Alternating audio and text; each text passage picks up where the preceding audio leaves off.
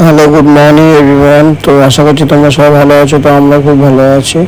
তো রায়ের পায়েটার অবস্থা এরকম হয়েছে। তো এখনও ঠিকঠাকভাবে 15 দিন 20 দিন হয়ে গেল। তো রায় দেখতে পাচ্ছ ব্রাশ করছে, তারপর ব্রেকফাস্ট করে নেবে। তো ছোলা ডিম সিদ্ধ, কেন এখন খাওয়া খুবই ইম্পর্টেন্ট ও, তার জন্য ছোলা ডিম সিদ্ধ ও খাচ্ছে। তো আজকে ওই ভয়েসটা দিতে পারলো না, তার জন্য আমি ভয়েসটা নোট করলাম। তো তোমরা কিছু মনে করো না প্লিজ। তো রায়ের মা রায়ের চুলটা বেঁধে দিচ্ছে, কারণ রায়ের শরীরটা খুবই খারাপ, এর জন্য রায় আজকে ভয়েসটা নোট করতে পারলো না, সরি। বাই দ্য ওয়ে, তোমরা সবাই ভিডিওটা দেখো প্রথম থেকে লাস্ট পর্যন্ত, আর আমাদেরকে সাপোর্ট করো। তোমাদের যত সাপোর্ট পাবো তত আমাদের ভিডিও করতে মোটিভেট হবে। তো ফাইনালি গাইস, এখন রায়কে আমি শ্যাম্পু করে দিব। তো এখন চলে আসলাম শ্যাম্পু করতে। তো রায়ে শ্যাম্পুটা করে নেব। তো মিনিমাম 15-16 দিন হয়ে গেল ও শ্যাম্পু হয় না চুলে। তো এর জন্য ওর চুলে প্রচুর জট পেকে গেছে, এর জন্য 4 শ্যাম্পু দিয়ে ওকে করে দিলাম। তো অনেকক্ষণ ধরে শ্যাম্পুটা করছি, ঠিক আছে। কেন একবার শ্যাম্পু করলাম না, দুবার চুলটা ধুয়ে শ্যাম্পু করিয়ে ওকে ভালোভাবে স্নান করালাম। আর ও তো গান গাইছে, বলছে যে আমার বর আমাকে শ্যাম্পু করিয়ে দিচ্ছে। যাই হোক, একদিন তো ওকে স্নান করিয়ে কমপ্লিট করে দিলাম। করানোর পরে ড্রেসিংটা নিয়ে চলে আসলাম ড্রেসিংটা করার জন্য। তো এই দেখো পায়ের অবস্থাটা এরকম হয়েছে। তো স্নান করে ড্রেসিংটা এখন করবো। তো ও নিজেই করবে ড্রেসিংটা, কেন আমার হাতে ও করতে খুবই ভয় পায়, এর জন্য আমি ওকে ড্রেসিংটা করতে দিলাম।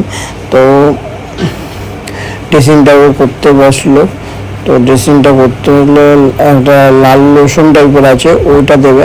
আগে দিল ফার্স্টে সিলাইন জলটা দেওয়ার পরে লোশনটা দেবে। লোশনটা দেওয়ার পরে একটা টিবাট মলম আছে, ওই মলমটা লাগিয়ে ও ড্রেসিংটা করে নেবে।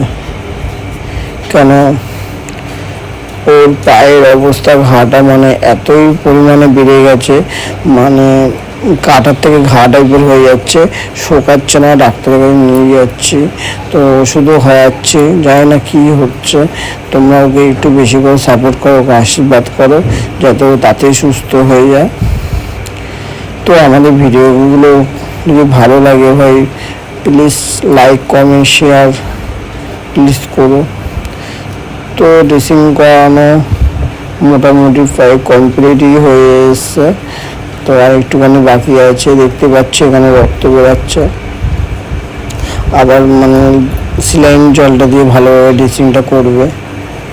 ভালোভাবে না করলে, ড্রেসিংটা না করলে বারবার রক্ত বেরাচ্ছে। রক্ত বেরালে ওর আরও পাটা টানছে, আর ও হাঁটতেও পারছে না, লেগে হাঁটছে। আগের ভিডিওটাই তোমাদেরকে দেখিয়েছি যে শর্ট ভিডিওতে দেখি যে ও হাঁটতে পারছে না, লেগে হাঁটছে। তো এখনও সেম পরিস্থিতি আছে, 15-16 দিন হয়ে গেল। তো জানি না কি হচ্ছে। আজকে হসপিটাল আবার নিয়ে যাবো একবার দেখাতে। দেখতেই পাচ্ছ এরকম গর্ত টাইপের হয়ে গেছে ওর পাটা। তো চলে আসলো ড্রেসিং কমপ্লিট। তো এখন নিয়ে আসলাম ভাত নিয়ে এসে আজকে ভাতের মেনু রয়েছে আমাদের প্লেন মেনু।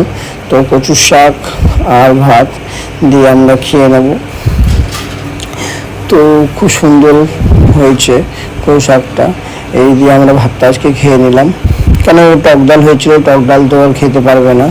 আর ডিমও হয়েছিল, ডিম বলছে ভালো লাগবে না, এর জন্য ডিম খেলো না। তো আজকের ভিডিওটা এই পর্যন্ত। ভিডিওটা ভালো লাগলে লাইক কমেন্ট শেয়ার করো। আর